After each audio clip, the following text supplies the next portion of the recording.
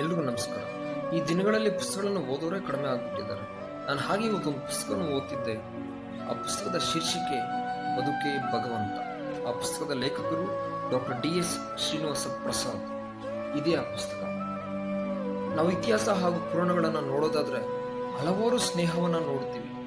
ಶ್ರೀಕೃಷ್ಣ ಮತ್ತು ಕುಚಲರ ಸ್ನೇಹ ಆಗಿರ್ಬೋದು, ದುರ್ಯೋಧನ ಮತ್ತು ಕರ್ಣರ ಸ್ನೇಹ ಆಗಿರ್ಬೋದು, ಹೀಗೆ ಶ್ರೇಷ್ಠವಾದ ಸ್ನೇಹವನ್ನು ನಾವು ಕಾಣ್ತೀವಿ.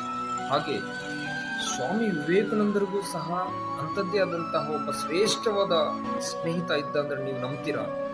ಅದು ಬೇರೆ ಯಾರು ಅಲ್ಲ, ಮಹಾರಾಜ ಅಜಿತ್ ಸಿಂಗ್.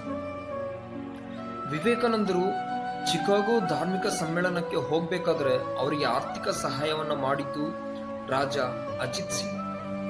ನರೇಂದ್ರರಲ್ಲಿ ವಿವೇಕ ಮತ್ತು ಆನಂದ ಎರಡನ್ನ ಗುರುತಿಸಿ ನರೇಂದ್ರರಿಗೆ ವಿವೇಕಾನಂದ ಅಂತ ನಾಮಕರಣ ಮಾಡಿದ್ದು ಅದೇ ರಾಜ ಅಜಿತ್ ಸಿಂಗ್. ಹೀಗಿರ್ಬೇಕಾದ್ರೆ ಅವರ ಸ್ನೇಹ ತುಂಬಾ ಗಾಢವಾಗಿರುತ್ತೆ. ಒಮ್ಮೆ ವಿವೇಕಾನಂದರು ತನ್ನ ಪತ್ರದ ಮೂಲಕ ರಾಜ ಅಜಿತ್ ಸಿಂಗ್ ಅವರಿಗೆ ಒಂದು ಬೇಡಿಕೆಯನ್ನ ಇಡ್ತಾರೆ.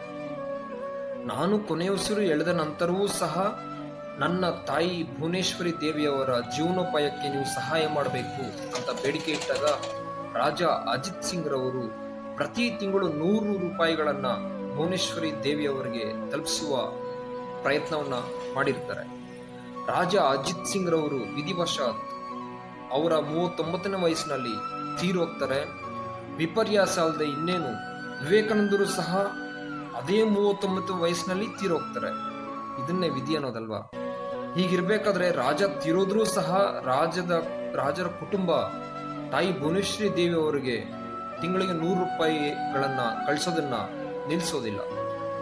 ಇದು ಸ್ವಾಮಿ ವಿವೇಕಾನಂದರ ಹಾಗೂ ಮಹಾರಾಜ ಅಜಿತ್ ಸಿಂಗ್ ರವರ ಸ್ನೇಹ. ಇದಕ್ಕಿಂತ ಇನ್ನು ಉತ್ತಮವಾದ ಉದಾಹರಣೆ ಬೇಕಾ ನಮಗೆ? ಇದು ನನಗೆ ತುಂಬಾ ಇಷ್ಟ ಆಯಿತು. ಆದರೆ ನೀವು ವಿವೇಕಾನಂದರ ಪುಸ್ತಕಗಳನ್ನು ಓದೋದಕ್ಕೆ ಪ್ರಯತ್ನ ಪಡಿ. ಧನ್ಯವಾದಗಳು.